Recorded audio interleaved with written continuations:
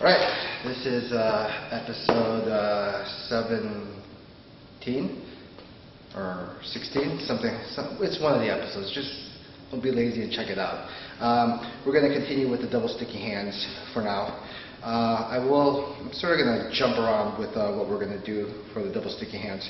And what I wanted to do is spend some time talking about the 6 basic attacks. And for this particular segment, we're going to only cover 3 of it. The 3 attacks that we're going to go over is, I refer to it as unassisted. In other words, I'll show you all the 6 attacks, but this is what we're going to cover in detail. You have your basic punch, okay? You have palm strike. You have Chun, you have Lapsao, okay? You have Paksao, and you have a poor jump attack, okay? Those are the 6 attacks. The first 3 that I showed you, I call it unassisted attacks, in the sense that when I do the punch, this hand technically is not assisting this hand to clear the line. As opposed to the lop, I use this left hand to clear up my hand in order to do the lapsao. So this segment will be focused on unassisted, while the other one will be focused on assisted. And let's get to the start. Okay, first of all, when we're doing this attack, first of all, let's go over the punch. The punch, all these attacks that I'm showing you, we're going to go over the punch, the palm strike, and the Chun attack. All these attacks you can practice on the single stick when you're doing single stick hands. And I totally recommend that you did that. The reason I didn't go into detail with it on single stick is I didn't want to make this episode 45 and go over every single one with you. So these are general breakdowns as far as how we're doing it. So, alright, let's get to the dilly-dally. With the punch, the main thing I want you to understand when doing these attacks is don't go for speed, okay? A lot of people, let's talk about 2 things to focus. Don't go for speed, and don't look for the hit as your guidance as far as saying you're doing it right, okay? So what do I mean about that? So for example, we're here, and and a lot of times you see demos where someone goes like this, and they're blazing fast with the hit, okay? They're woohoo. Number 1 rule of thumb, when you ever see videos in Wing Chun where they show a lot of speed, that's the lowest skill possible, okay? In Wing Chun, we don't look in terms of how fast something is done, or how fast that individual is, or the hand speed that he does things at. We don't think in terms of speed, we think in terms of timing.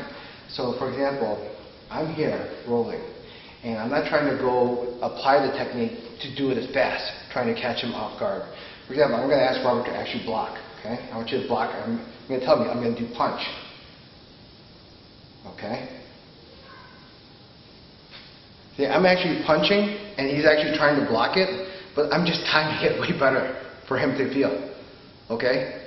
It's not like, remember, here's a $10, you gotta slip me, you gotta let those 2 punches go through, all right? It's actually just the timing involved as far as when to do that. So remember, don't look for the speed to do it right. You want to do the technique correctly, and don't focus on making the cover up all the mistakes that you're doing by actually accelerating the attack. It all has to do with the timing of the attack. So let's talk about the timing.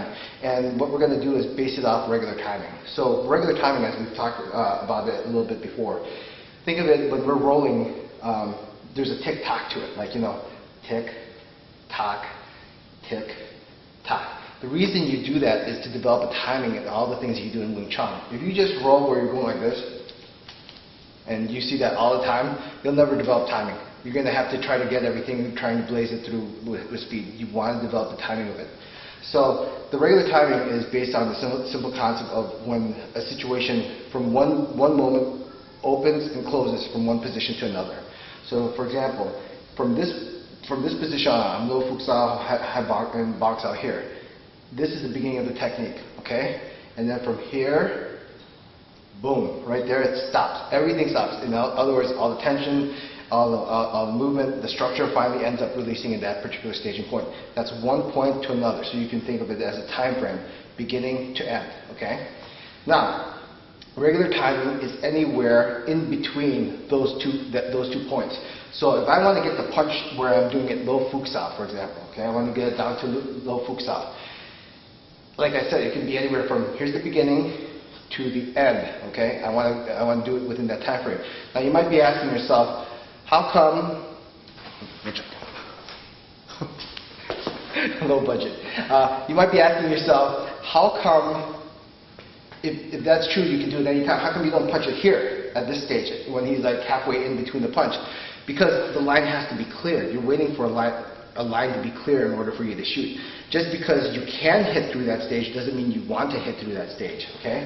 So for example, we're here, and I'm in Hai Fu Sao, and this is the beginning, we're about to start. Here's the beginning of the motion, okay? Can I punch here? Sure, I can punch here, but look, there's no target to the center line. I'm not punching into the center line where my target point is.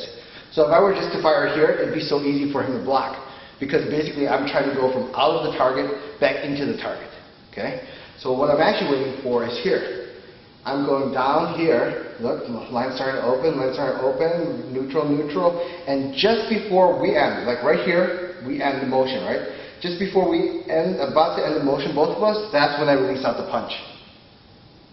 That's the beginning, from beginning to end. The closer you are towards the end of that motion, where he's committed to finally doing the full tanzao, that's when you actually want to shoot out the attack. Now you're asking, why is that? Well, think about it. It's like if you were taking a step, okay? If you were taking your foot. If I put my foot, I don't know if you can see this, but if I'm about to step down and my foot's halfway down, okay? And then all of a sudden something happens, I can change within mid-motion to do that. But assuming that the closer I get to my foot pressing down on the ground and more of my weight's committed all the way here, by the time I get to the point where I literally have to finish that move, that step, is when you actually want to apply the technique. I've committed that technique. It's hard for me to actually change from that point. So same thing here. When Robert's here in Bong Sao and he's coming down, right? See, he's still not finished with the technique. He's about to finish, settle in, relax, and I'm about to finish too. And that's when I actually slide out the punch and do it.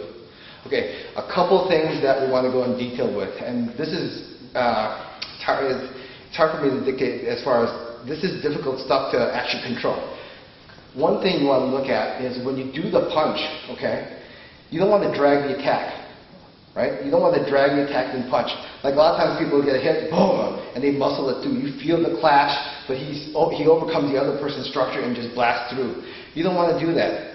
Think about it. It's like an arrow with a weight on it. You want it to be free as far as the hit, so all the power can actually rush through.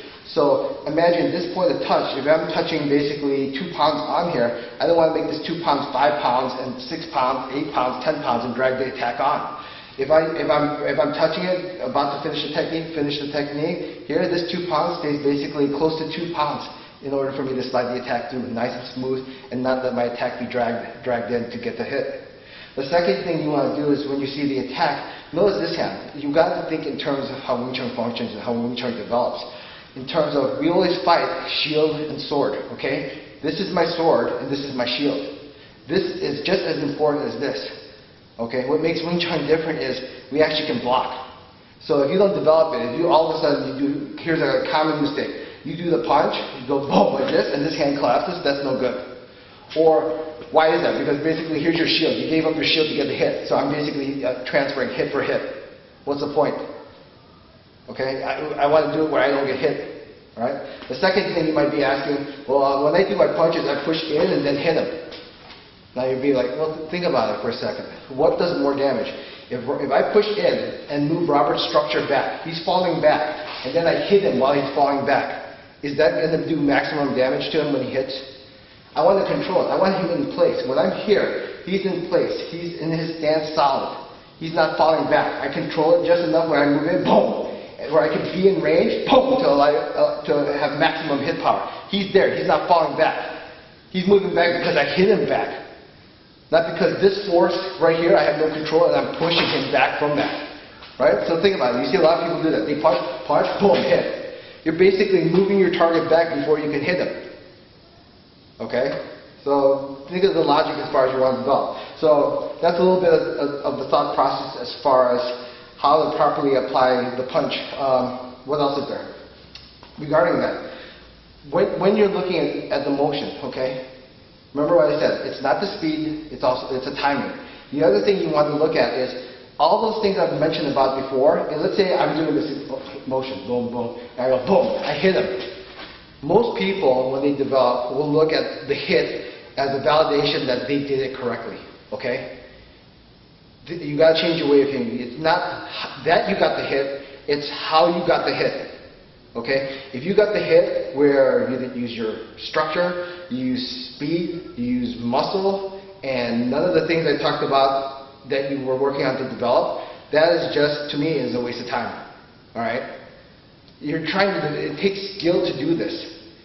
All right? It takes skill to actually control two hands. This hand has to stay static to control this point, not giving him an inch to know it. If I line up or push in, I'm basically giving a hint and telegraphing that I'm going to do my attack. So I have to control this and hold this in stillness. This hand has to know exactly, at the same time, when this is about to finish, to launch off the punch.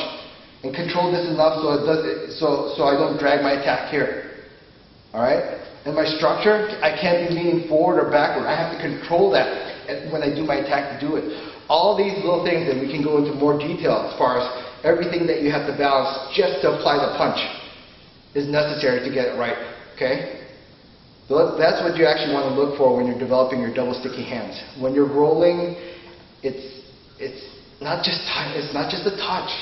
I see it all the time. You want to be alright, great. That's why Wing Chun, when it fights other styles, gets its ass kicked. Bad Wing Chun sucks. Alright? You've got to take the time to develop the skill. Low budget checkout. Alright, we're going to go to part 2 in a second.